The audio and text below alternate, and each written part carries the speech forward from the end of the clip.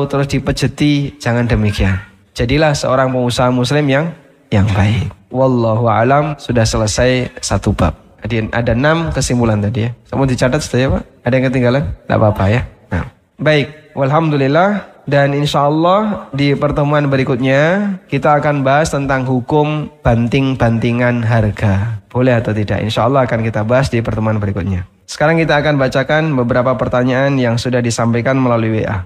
Assalamualaikum. Waalaikumsalam. Saya punya usaha laundry menerapkan minimal order 2 kilo untuk setiap konsumen. Sehingga jika ada konsumen yang bajunya hendak di laundry kurang dari 2 kilo, tetap dihitung 2 kilo. Dan konsumen setuju. Apakah ini benar atau salah secara syariat? Wallahu alam, jawabannya benar. Praktek seperti ini diperbolehkan. Sama sebagaimana Anda menjual dengan sistem borongan. Misal ya, ada salak sak tundun. Ya, ini salak satu janjang, nyebutnya apa? Satu tundun apa satu janjang? Sama ya. Ini salak satu tundun, satu janjang. Ono sing gede, ono sing cilik, campur. Pak, boleh nggak saya beli yang gede-gede, tak pitili? Oh nggak bisa mas, kau nih dipitili sing cilik ora payu. Adanya ini ya sampean harus beli segini, sudah. Sehingga kalau dipitili, diambil yang gede-gede, kemudian Anda tinggalkan yang kecil, saya nanti tidak bisa menyalurkan yang kecil ini mau dijual kemana. Saya jual utuh seperti ini. Sehingga penjual menjelaskan, konsumen tahu, lalu mereka deal-dealan harga, saling ridho. Ketemu di harga tertentu, oke sekian, bayar. Berarti Pak nanti yang salak kecil itu kan nggak kemakan. Tidak masalah, wong saya beli utuh segini. Beli durian kan kulitnya ya orang dipangan. Padahal ketika ditimbang utuh sak kulite. Pas ditimbang dikupas atau tidak Pak? Dikupas. Mboten Pak. Utuh sak kulite. Orang ketika beli durian dia akan mengambil isinya padahal semuanya dijual. Dan itu tidak diperhitungkan selama saling ridho. Baik. Nah kalau seperti ini takyifnya gimana? Dia menjual jasa sistem paket. Saya melayani jasa laundry, tapi minimal 2 kilo. Dan jual jasa dengan sistem paket itu kan sama seperti borongan tadi ya. Kalau kurang dari ini, mohon maaf kami belum bisa melayani. Minimal pelayanan kami adalah 2 kilo ke atas. Sama sebagaimana orang punya kamar hotel. Kamar hotel ini saya sewakan per jam. 1 jam 30.000. Boleh nggak kayak gitu Pak? Boleh? Boleh. Tergantung pemilik hotel. Tapi kalau ada yang ngasih waktu minimal sehari semalam. Kurang dari itu dihitung sehari semalam. Boleh nggak Pak? Boleh. Ada salah satu panitia, ini di Semarang Pak. Kajian saya itu jam 9 pagi. Dan kajian yang kedua setelah asar. Ya. Malam saya pulang ke Jogja. Masya Allah. Panitia ngasih waktu istirahat siang hari. Saya disuruh masuk ke hotel. Terima kunci jam 1. Kemudian check out jam 3. Masya Allah. Bayar sehari. Loh kok bisa kayak gini Pak? Karena mereka menerapkan aturan, mau dipakai kurang 1 hari, maupun sehari, tetap bayar sama. Sehingga boleh seperti itu. Terus nanti ketika check out, dibersihin, dipakai orang berikutnya, ya silahkan, nanti sudah check out.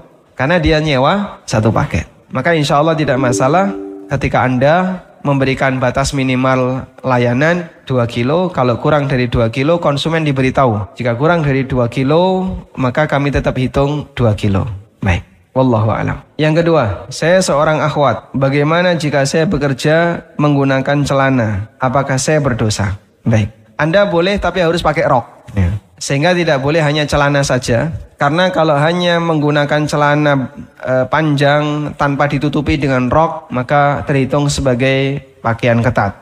Dan makna dari hadis di mana Nabi SAW menyebutkan nisaun kasiyatun ariyat, para wanita yang berpakaian tapi telanjang. Di antara makna yang disampaikan oleh Syekh Ibnu Utsaimin adalah wanita yang menggunakan pakaian tapi ketat, sehingga hakikatnya dia seperti orang yang telanjang.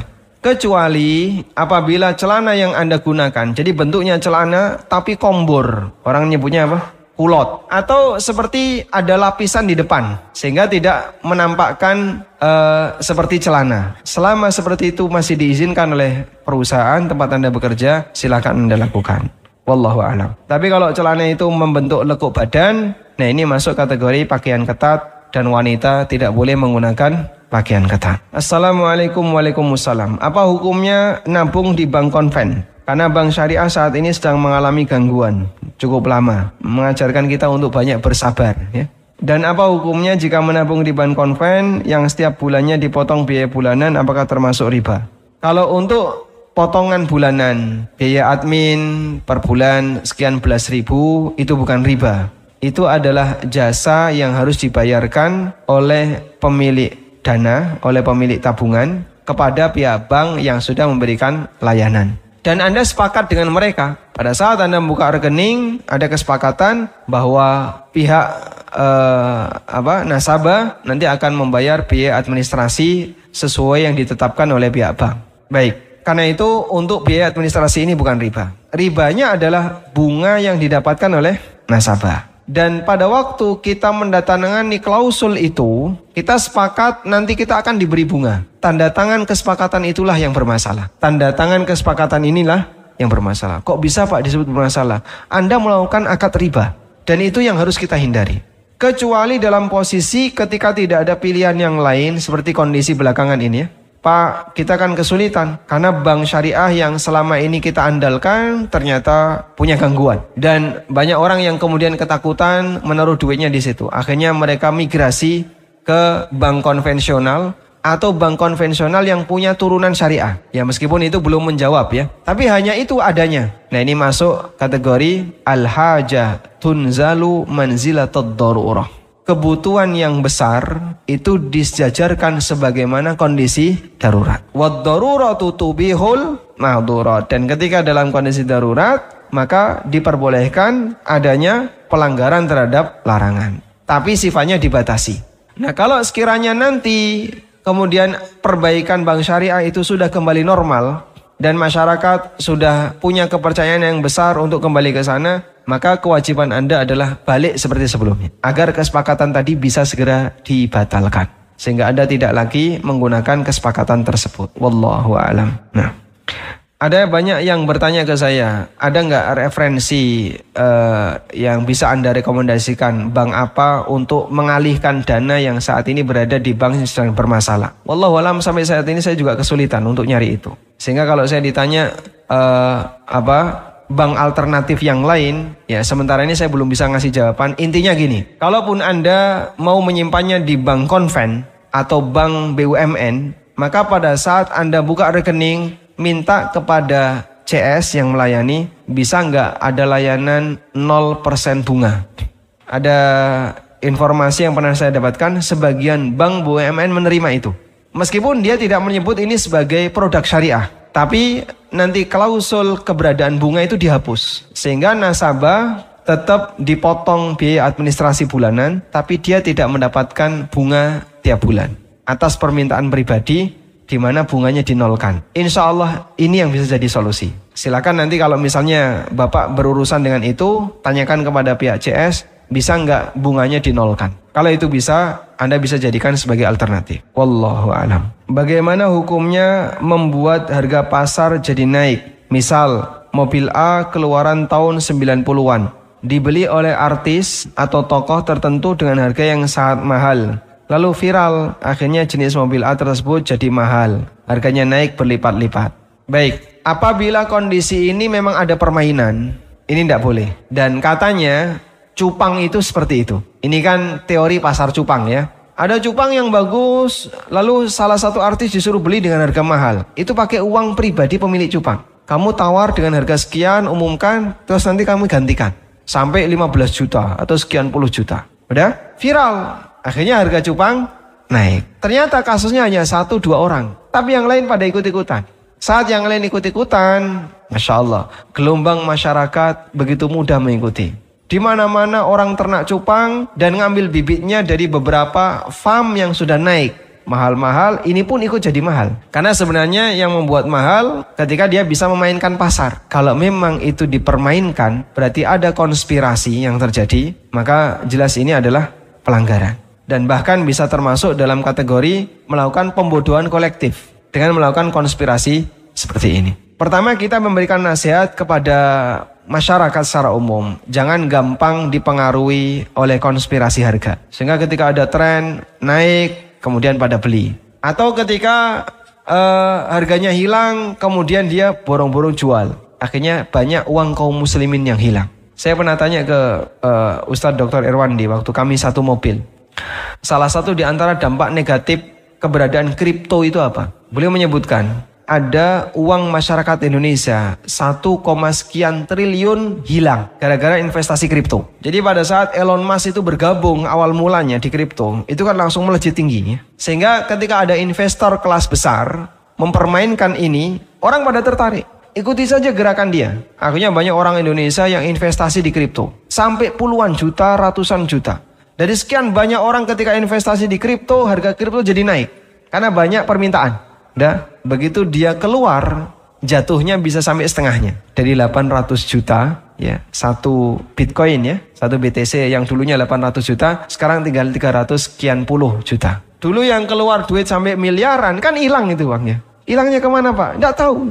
Dia investasi besar-besaran untuk dapat itu, lalu turun, tinggal jadi sekian. Sampai lebih dari 1 triliun uangnya orang Indonesia hilang gara-gara ini. Padahal itu wujudnya nggak ada, bendanya nggak ada.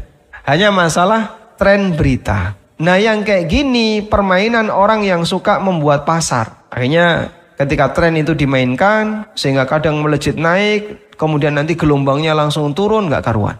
Baik, Anda jangan ikuti yang kayak gini. Ini berlaku dalam kripto, termasuk juga dalam trading saham. Sehingga harga itu bisa digoreng di pasar saham. Gorengnya pakai apa? Pakai berita. Orang dia mengikuti fluktuasi harga hanya gara-gara masalah berita. Baik, Islam menekankan kalau mau cari keuntungan, ikuti unit usaha real. Unit usaha real. Yang betul-betul ada produk murni, ada produk yang bisa ditransaksikan, ada barang yang bisa diperjualbelikan, bukan model permainan pasar seperti ini. Dan saham itu lebih kepada permainan selisih harga. Makanya disebut dengan trading margin. Sebutan saham itu kan trading saham, trading apa? Margin. Ini saham ditransaksikan di pasar saham. Baik, nanti kita akan lihat bagaimana ramalan saham ini. Ada perusahaan, ada pasar saham, ini dua entitas yang berbeda. Permainan trading saham itu bisa dimainkan dengan berita. Padahal sebenarnya perusahaannya ya biasa-biasa saja, nggak ada perubahan. Saham ini naik, perusahaannya tetap sama Pak. Tidak kemudian ekspansi, buka baru, tidak. Padahal sahamnya naik. Karena trading saham dengan perusahaan itu dua hal yang berbeda. Dan kami selalu memberikan saran ya, tinggalkan praktek bisnis seperti ini. Anda beralih kepada unit bisnis yang lebih real, misalnya memberi modal ke UMKM atau kegiatan-kegiatan yang sifatnya real, insya Allah itu lebih selamat. Wallahu a'lam. Assalamualaikum. Waalaikumsalam. Saya penjual telur asin dan kerupuk telur asin. Tapi setiap kali menjual produk yang saya jual, saya merasa berdosa. Sebab menurut ahli kesehatan, makan kerupuk dapat menyebabkan masalah kesehatan, kolesterol dan lain-lain. Apakah hal tersebut termasuk perbuatan dolim? Walaupun bahan baku yang saya gunakan adalah bahan yang biasa digunakan oleh masyarakat umum. Kalau seperti ini Anda jadikan sebagai acuan, kabeh sing dodol panganan berdosa. Ya. Contohnya apa Pak? Permen. Terus apa lagi?